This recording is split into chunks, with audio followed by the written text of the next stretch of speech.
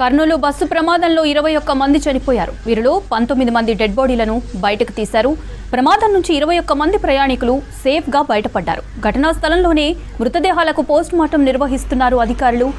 హైదరాబాద్ లో 40 మంది బస్సు ఎక్కారు. సిటీలో 14 పికప్ పాయింట్లున్నాయి.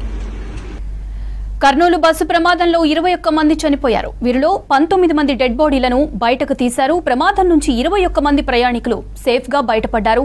ఘటనా స్థలంలోనే మృతదేహాలకు పోస్టుమార్టం నిర్వహిస్తున్నారు అధికారులు. హైదరాబాద్ లో 40 మంది బస్సు ఎక్కారు. సిటీలో 14 పికప్ పాయింట్లున్నాయి. మరిన్ని వివరాలు రామ్ ప్రసాద్ అందిస్తారు. Ram Prasad, over to you.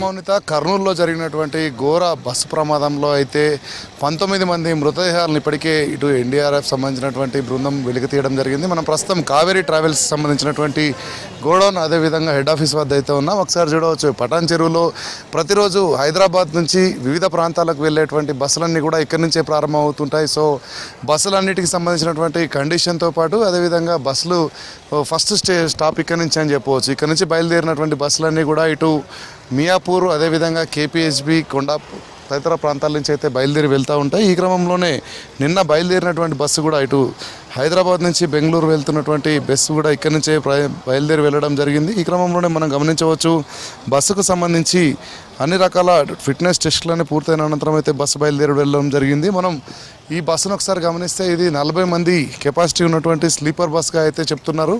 ఇటు హైదరాబాద్ నుంచి నిన్న రాత్రి 11 గంటల సమయంలో అయితే ఇటు సిటీ దాటుతున్నట్లు ఉన్నటువంటి సీసీ కెమెరా ఫుటేజ్ ఆధారంగా అయితే తెలుస్తూ ఉంది.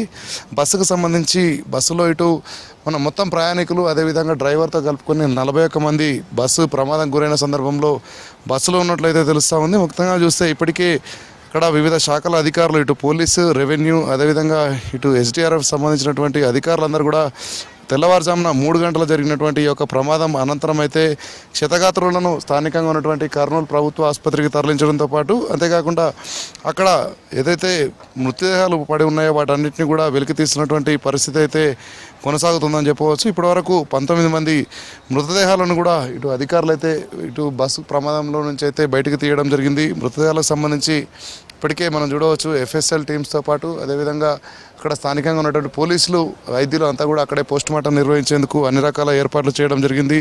ప్రధానంగా మనం చూస్తే ఈ మొత్తం జరిగినటువంటి ఘటనలో అయితే ఇప్పటికే మరొక 2కి సంబంధించినటువంటి యొక్క ఆచూకీ కోసం పోలీసులు అయితే వెతుకుతున్నారు. అంతేకాకుండా 21 మంది సేఫ్గా ఉన్నట్లు కూడా తెలుస్తూ ఉంది.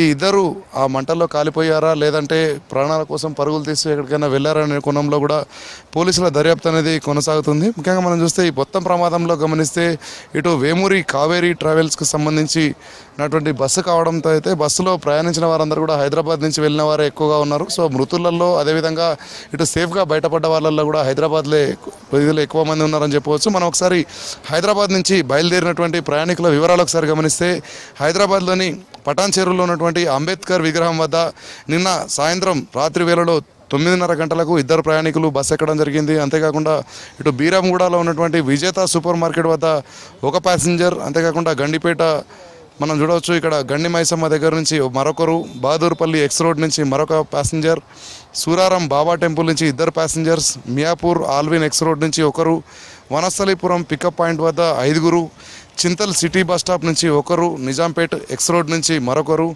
గచ్చిబౌలి ఇండియన్ షాపింగ్ మాల్ వద్ద నుంచి 2, ఎల్బీ నగర్ నుంచి 2, అంతేకాకుండా జేఎన్టీయూ నుంచి పెట్రోల్ బంక్ వద్ద నుంచి 3, మూసాపేట్ వై జంక్షన్ నుంచి 3తో పాటు మొత్తంగా 40 మంది ప్రయాణికుల్లో అత్యధికంగా ఇక్కడ హైదరాబాద్ నుంచే ఎక్కువ మంది ప్రయాణించినట్టు మనకు తెలుస్తూ ఉంది.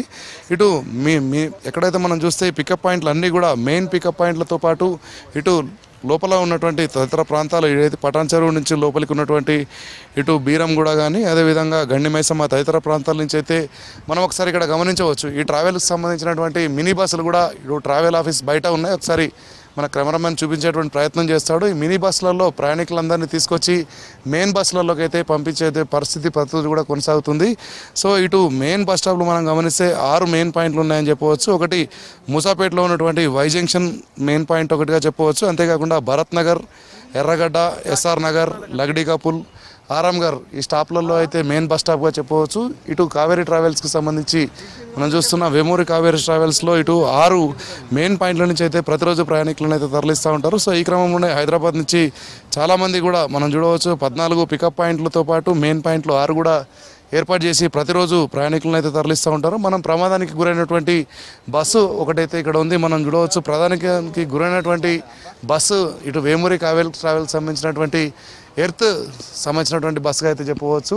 మనం ఒకసారి చూడవచ్చు ఎర్త్ స్నానియా అనే బస్సు ప్రమాదానికి గురైనట్టు తెలుసు. దానికి సంబంధించినటువంటి నమూనా బస్సును మనం ఒకసారి గమనించేటువంటి ప్రయత్నం అయితే చేద్దాం. ఎందుకంటే బస్సు ప్రయాణిస్తున్న క్రమంలో తెల్లవారుజామున 2:30 తర్వాత అయితే బస్సు ప్రమాదానికి గురైంది. మనం చూస్తున్నటువంటి బస్సు ఏదైతే ఉందో ఇలాంటి బస్సే ఒరిస్సాకు చెందినటువంటి బస్సు అయితే ప్రస్తుతం ఇటు హైదరాబాద్ నుంచి బెంగళూరుకు కావేరీ ట్రావెల్స్లో నడుస్తున్నట్లు మనకు తెలుస్తూ ఉంది. దీనికి సంబంధించి ఇక్కడ బస్సు ఎక్కే క్రమంలోనే ప్రయాణికులందరూ ఎక్కి అదేవిధంగా కర్నూలు దాటినటువంటి కేవలం 15 నిమిషాల వ్యవధిలోనే బస్సు ప్రమాదానికి గురైనట్టు మనకు తెలుస్తూ ఉంది. బస్సు వెళ్తున్న క్రమంలో ఇటు ముందు నుంచి బస్సు కింద ద్విచక్ర వాహనం కూడా కనిపిస్తుంది. ప్రమాదం జరగడానికి ద్విచక్ర వాహనం కారణమై ఉంటుందా లేదంటే బస్సు డ్రైవర్ నిద్రమత్తులో ఉండి ద్విచక్ర వాహనాన్ని ఢీకొట్టి ఉండడం వల్ల ప్రమాదం జరిగి ఉంటుందనేటువంటి విషయాలు చెప్పడానికి ప్రస్తుతం అయితే బస్సుకు సంబంధించినటువంటి 2 డ్రైవర్లలో మెయిన్ డ్రైవర్ అయితే ప్రస్తుతం పోలీసులకు అందుబాటులో లేనట్టు తెలుస్తుంది. మరొక డ్రైవర్ పోలీసుల అదుపులోనే ఉన్నాడు. సో ఈ క్రమంలోనే బస్సు ప్రమాదం జరగడానికి గల ప్రధాన కారణం ద్విచక్ర వాహనం అయి ఉండొచ్చు అని చెప్పేసి అటు ఆంధ్రప్రదేశ్ రాష్ట్రంలో ఉన్నటువంటి కర్నూలు జిల్లా యంత్రాంగం కూడా భావిస్తుంది. ఇప్పటికే ఉదయం ప్రమాదం జరిగిన సమయం నుంచి అయితే ఇటు జిల్లాకు సంబంధించినటువంటి కలెక్టర్తో పాటు అదేవిధంగా పోలీసు ఎస్డీఆర్ఎఫ్ సిబ్బంది అందరూ కూడా అక్కడ ఉండి సహాయక చర్యలలో పాల్గొంటున్నారు. అంతేకాకుండా క్షతగాతులను స్థానికంగా ఉన్న హాస్పిటళ్లకు తరలించి అయితే చికిత్స అందిస్తున్న క్రమంలో మనం బస్సు కనుక గమనిస్తే ఇటు బస్సుకు కేవలం 2 మాత్రమే ఎగ్జిట్స్ ఉన్నాయి, ఎమర్జెన్సీ ఎగ్జిట్స్. సో ఒక్కసారిగా బస్సులో ఉన్నటువంటి ప్రయాణికులు సేఫ్ అయిన వాళ్ళు చెప్పేది ఏంటంటే ఒక్కసారిగా బస్సులో కింద నుంచి మంటలు వ్యాపించడంతో ఒక్కసారిగా పొగలు వచ్చాయి. సో పొగ ఉండడం వల్ల ఎటు వెళ్ళలేని పరిస్థితిలో కొంత ఉక్కిరి బిక్కిరి అయిపోయి కొంతమంది బయటికి వెళ్ళలేని సిచ్యువేషన్లో కూడా ప్రాణాలు కోల్పోయారని చెప్పేసి అయితే చెప్తున్నారు. మనం ఒకసారి గమనిస్తే బస్సు ముందు ప్రయాణికులు ఎక్కే దగ్గరనే ఒకసారి గమనించవచ్చు. ప్రయాణికులు ఎక్కే దగ్గరే టైరు వెనుక భాగంలోనే ఇటు డీజిల్ ట్యాంక్ ఉండడం కారణంగా ముందు నుంచి ద్విచక్ర వాహనం ఢీకొనడంతోనే ప్రమాదం జరిగి ద్విచక్ర వాహనం వచ్చి డీజిల్ ట్యాంక్ ఢీకొనడం క్రమంలో మధ్యలో వచ్చినటువంటి మంటలు పెట్రోల్ ట్యాంక్ అంటుకోవడం వల్లనే అగ్ని ప్రమాదం భారీగా సంభవించిందని చెప్పేసి అయితే మనకు తెలుస్తూ ఉంది. మనం బస్సు డ్రైవర్ క్యాబిన్ని కూడా ఒకసారి గమనించవచ్చు. ప్రతి బస్సులో కూడా బస్సు డ్రైవర్కు పక్కనే ఇటు ఎమర్జెన్సీకి సంబంధించినటువంటి ఏదైతే ఇటు ఫైర్ సిలిండర్స్ ఆర్పీ సిలిండర్స్ కూడా ఉంటాయి, ఎమర్జెన్సీ కిట్ భాగంగా అయితే ఉంటాయి. ఇవి డ్రైవర్ వెనక భాగంలోనే ఉంటుంది. సో ప్రమాదం జరిగిన సందర్భంలో పొగలు వ్యాపిస్తున్న క్రమంలో డ్రైవర్ కనుక ఇది ఆన్ చేసినట్లయితే కొంతవరకు మంటలను అదుపు చేసేటువంటి అవకాశం ఉండేది. కానీ నిన్న ప్రమాదం జరిగిన సందర్భంలో డ్రైవర్ కింద భాగంలో ఎవరైనా ప్రమాదానికి గురయ్యారని పరిశీలించారా లేదంటే ఆ సమయంలో ఏం చేశారనే విషయంపై అయితే కొంత ఉత్కంఠ నెలకొంది. ఎందుకంటే డ్రైవర్ కనుక కిందికి వెళ్ళిన సందర్భంలో దీన్ని ఆపరేట్ చేయలేడు. సో ఈ క్రమంలోనే మంటలు వ్యాపించి ఉండవచ్చని. ఇదే విధంగా మనం ఒకసారి బస్సు లోపల కనుక గమనిస్తే బస్సులో 2 వైపులా కూడా సీట్స్ ఏదేంటి ఉన్నాయి, ఇది మొత్తం స్లీపర్ బెర్త్ కావడంతో 2 వైపులా కూడా ఒకవైపు 2 ఉండే విధంగా కింద పైన బెర్త్లను ఏర్పాటు చేశారు. అంతేకాకుండా మరొక వైపున గమనిస్తే కింద 2 పైన 2 ఉండే విధంగా అయితే ఈ యొక్క స్లీపర్ బెర్త్లను ఏర్పాటు చేయడం జరిగింది. మనం చూస్తే ఈ బస్సు మొత్తం కూడా ఇటు 40 మందికి మాత్రమే కెపాసిటీ ఉన్న క్రమంలో 2 డ్రైవర్లతో పాటు నిన్న ప్రయాణం చేసిన వాళ్ళల్లో అయితే 39 మంది ప్రయాణికులు ఉన్నట్టు మనకు తెలుస్తుంది. అందులో 2 చిన్నారులు కూడా ఉన్నట్టు తెలుస్తుంది. సో బస్సులో పూర్తి స్థాయిలో బస్సు అయితే నిండలేదు, 2 సీట్లు ఖాళీగానే ఉన్నట్లయితే మనకు తెలుస్తూ ఉంది. ఈ క్రమంలోనే ఇటు ఎగ్జిట్లలోకి వెళ్ళే క్రమంలో కూడా ఇటు రైట్ సైడ్లో ఉన్న వాళ్ళందరూ కూడా వెళ్ళడానికి ఇక్కడ ప్రత్యేకమైనటువంటి ఎగ్జిట్ని ఏర్పాటు చేయడం జరిగింది. రైట్ సైడ్ ఉన్న వాళ్ళందరూ కూడా వెళ్ళేందుకు ఇక్కడ ఎమర్జెన్సీ ఎగ్జిట్ ఉంది. దీన్ని బ్రేక్ చేసి వాళ్ళు ఏ టైంలోనైనా బయటికి వెళ్ళేందుకు ఇక్కడ ప్రత్యేకంగా హ్యామర్ కూడా ఏర్పాటు చేయాల్సి ఉండగా ప్రస్తుతం అయితే ఇక్కడ హ్యామర్ అనేది అందుబాటులో లేదు. సో మనం నిన్న ప్రమాదం జరిగిన సందర్భంలో కూడా హ్యామర్ ఉండకపోవచ్చు. ఎందుకంటే కొంతమంది బయటికి వచ్చినటువంటి పేషెంట్స్ చెప్పేది ఏంటంటే, ఇక్కడ ఉన్నటువంటి ప్రయాణికులు చెప్పేది ఏంటంటే బయట నుంచి అద్దాలు ధ్వంసం చేయడం వల్లనే బయటికి వెళ్ళి ప్రాణాలు కాపాడుకున్నామని చెప్పేసి మనతో ప్రత్యక్ష సాక్షులు ఫోన్ లైన్లో కూడా మాట్లాడడం జరిగింది. కానీ వాళ్ళు మాట్లాడేటువంటి పరిస్థితిలో కూడా లేరు. ఎందుకంటే మనం చూస్తే అక్కడ ఒక్కసారిగా దట్టమైన పొగ వ్యాపించడంతో అయితే వారికి శ్వాసకోశ సంబంధించినటువంటి ఇబ్బందులు ఏర్పడ్డాయి.